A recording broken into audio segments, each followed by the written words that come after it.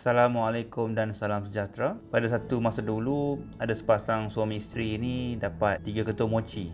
So si suami makan satu dan si isteri makan satu. So ada lebih satu lagi kan. Jadi mereka buat challenge lah. Siapa yang cakap dulu, dia kalah lah. Maksudnya dia tak dapat makan. Si suami dan isteri ni masing-masing tak cakap lah, senyap je. Semua apa-apa buat pun guna bahasa isyarat. Pada malam hari tu, ada seorang perompak masuk rumah dia orang. So masing-masing pun diam lah tengok perompak tu kan. Dan perompak ni tengok mereka berdua ni tak cakap apa kan.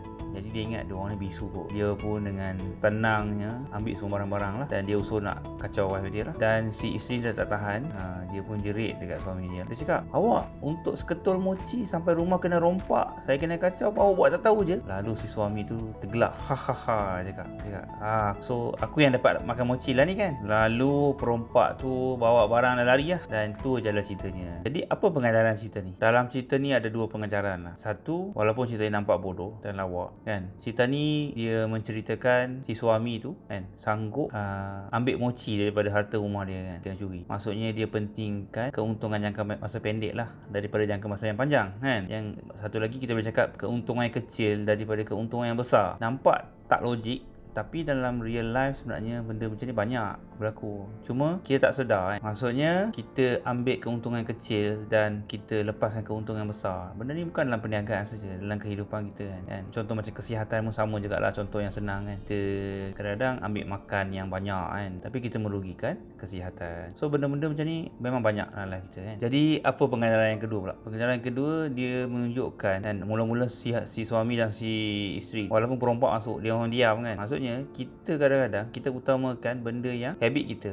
ataupun ego kita ataupun benda yang kita dah biasa buat kan. Dan kita boleh tengok dalam situasi ni dia janji lah kan, challenge kan. So dia orang berpegang pada janji tu, walaupun janji tu just untuk satu mochi tu kan, sampai harta rumah kena curi pun dia orang sanggup tahan benda tu sampailah keadaan kritikal wife dia yang lawan dulu kan. Tapi kalau kita tengok balik dalam kehidupan seharian kita, tak pun dalam perniagaan kita, ada tak situasi yang macam kan. So kita boleh cakap contohnya investment ataupun benda yang kita belajar lah kan. Kita dah buat benda ni, kita dah invest benda ni lama 10 tahun. So disebabkan perubahan zaman, perubahan environment, kita tak nak berubah ataupun kita rasa kita tak nak, still kita tak nak ubah kan, ikut perubahan kan. So benda ni dalam ekonomi dia selalunya dia cakap sunk cost kan. Kita invest, kita tahu benda ni dah tak boleh dah, kita keep juga walaupun kita tahu benda ni merugikan kita. Bila kita tanya, boleh kata semua tak mengaku lah kan. Yalah, kita kena berubah kan. Tapi kalau ikut pengalaman saya, dan saya rasa semua orang banyak tengok situasi ni, bila sampai situasi tu memang susah nak berubah. Sebab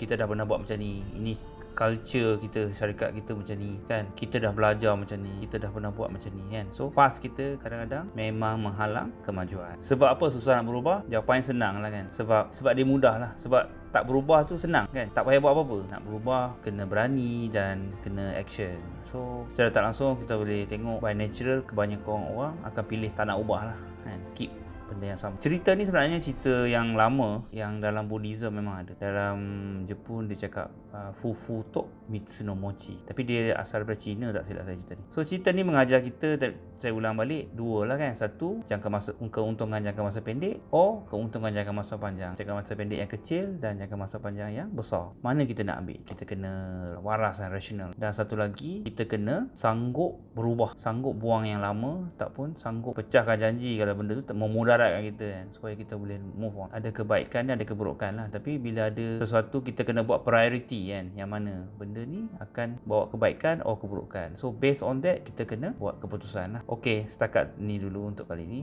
Kita jumpa pada video yang akan datang. Assalamualaikum dan salam sejahtera.